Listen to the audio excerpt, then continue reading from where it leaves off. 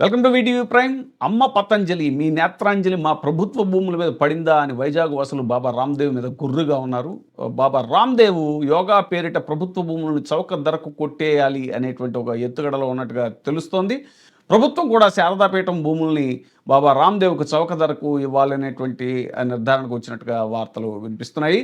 ఈ రామ్దేవ్ బాబా ఇప్పుడే కాదు, గతంలో కూడా అనేక చోట్ల దేశంలో ప్రభుత్వ భూముల్ని పతంజలి యోగా పేరిట అతి చౌక ధరకు భూములు కొని లబ్ధి పొందాడు అనేటువంటి ఆరోపణలు ఉన్నాయి. ఇక ఈయన పతంజలి ప్రొడక్ట్స్ మీద కూడా Indian council for medical research అనేక అభ్యంతరాలు వ్యక్తం చేసింది. Drugs and magic remedies objectionable advertisement act 1954 ప్రకారం 54 రోగాలకు సంబంధించినటువంటి మెడిసిన్స్కి అడ్వర్టైజ్మెంట్స్ ఇవ్వకూడదు అనేటువంటి రూల్ని బాబా రామ్దేవ్ వైలేట్ చేశాడు అని సుప్రీంకోర్టులో కేసులు కూడా నడిచాయి. ఇంతటి ఆ వివాదాస్పదమైనటువంటి వ్యక్తికి ప్రభుత్వ భూములను చౌక ధరకు కట్టబెట్టడం ఏమిటి అని కూటమి ప్రభుత్వాన్ని నిలదీస్తున్నారు రాజకీయ విశ్లేషకులు, అలాగే వైజాగ్ ప్రజలు.